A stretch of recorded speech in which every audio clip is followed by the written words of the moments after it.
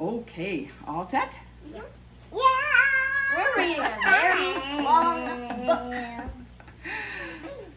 Hi everybody, this is Chris from Toddler Thursday, and today we are reading the Barnabus Project, and this is just new to our library. We just got it in, and I read it, and I thought this is a perfect book. And it's written by the Fan Brothers. The Fan Brothers, right. Okay, so this is Barnabus. Barnabus lived in a secret lab. He was half mouse and half elephant. Whoa. And he had lived in the lab as long as he could remember. The lab was hidden beneath perfect pets on a perfectly ordinary street. It was deep underground where no one would ever find it. The lab was where they made perfect pets, except Barnabus wasn't quite perfect. He had been put in a part of the lab called Failed Projects. Uh-oh. His home was rather small, but that just meant it was easier to keep tidy. The green rubber suits always fed Barnabus his favorite food, which was cheese and peanuts. And yet, he sometimes wondered about the world outside of his little bell jar. It was Pip, the cockroach, who told them stories about the world above. Stories about a sparkling silver lake, green trees, and mountains that reached all the way to the sky, lit with their own stars. Oh my God. Maybe someday I'll sit on the grass and look at the stars, said Barnabas. And when he closed his eyes, he almost could see. Impossible, said Pip. Nothing is impossible, said Barnabas. But secretly he worried his friends might be right. I can't see anything. At that moment, the green rubber suits came in. They turned on the lights and checked each bell jar one by one. They made strange noises to each other. They peered and they poked. They peeked and they prodded. They put red stamps on all the jars. Then they left. Oh no, fail. Ooh, is that what it says? Uh-oh. What does it mean? Said Barnabas, looking up at the strange red stamp. It means you're going to be recycled, said Pip. That's what happens to all failed projects. You'll be fluffier afterwards, offered Pip kindly. And you'll be cuter, and your eyes will probably be bigger. I like having small eyes, said Barnabas, although he wasn't even sure anymore. Barnabas slumped in his jar. He wasn't fluffy enough, and his eyes weren't beady. Oh, no, his eyes were beady, but he liked himself just the way he was. And what if, after he was recycled, peanuts and cheese were no longer his favorite foods? What if his friends didn't recognize him after? What if he no longer cared about green trees and mountains lit with their own stars? What we need to escape, said Barnabas suddenly. The other failed project gasped, but then they cheered. Impossible, said Pip. Is that one failed? Nothing. Yeah, see, failed. Nothing is impossible, said Barnabas. He took a step back and he kicked as hard as he could. He charged at the glass, but the bell jar was much stronger than he was. Finally, Barnabas made a sad sound with his trunk. A tiny crack appeared. Wah! He was free. Look at that. He made a big enough noise it broke the glass jar. Even look at it. Yeah. Then he freed the... Oh, yes. Look at that. It was filled. Mm-hmm. Oh, because it had a tail. Mm-hmm. Then he freed the others.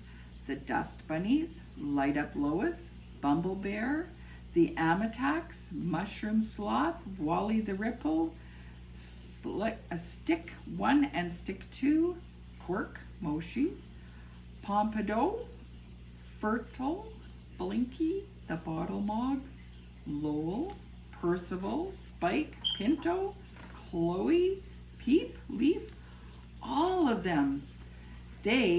You have to understand, they had never been outside of their jars before. There was quite a commotion. They whooped and sang, they chirped and hooted, they stretched their legs and jumped for joy. When they calmed down a bit, they peeked over the edge. The floor was far below. "Now what?" said Quirt. "We have to work together," said Barnabas. One by one, they helped each other down until they finally reached the floor. "Shh," said Barnabas, and they all fell silent. Then they heard it too. Footsteps in the corridor outside. "Quick," said Barnabas, "we can go through here." He didn't like dark places, but the footsteps were getting closer. Look, that's a big fan. Whoa, you think they'll get through? Maybe. They Looks did. like they did. Everyone crawled into the vent, with Light Up Lois leading the way. It was a tight squeeze for some of them. The vent led into the most secret part of the secret lab. They all looked up. Ooh, that looks pretty spooky. It is spooky. Oh. "We need to run," cried Pip, but Barnabas couldn't run. The great sad eye seemed to be looking directly at him. "We can't leave it behind," said Barnabas. "It's scary," said Pip. "It's monstrous," said Quirt. "It's appalling," said Amatax. "It's a failed project," said Barnabas, "just like us." Look at how big it is, and look at how small they are. Ooh, that's pretty scary. It is scary. I would have been like, I would scream. Yeah? I would have broke it. Yeah. I would punch it. They worked together to turn the great valve that opened the tank, but it was too late. Look, the green suits are there. The green rubber suits had found them. Just when all seemed lost, the tank doors swung open and water flooded into the lab. Oh, no. That's what it was? Up the water carried them. Look at that. Ooh. Wow, look. Up to the world above, right into Perfect Pets. Wow. When they finally opened their eyes, they were in a puddle surrounded by shelves of Perfect Pets. Everyone ran towards the exit. So cute. Aren't they? Aww. Barnabas stopped. It was almost like looking in a mirror, except Barnaby's eyes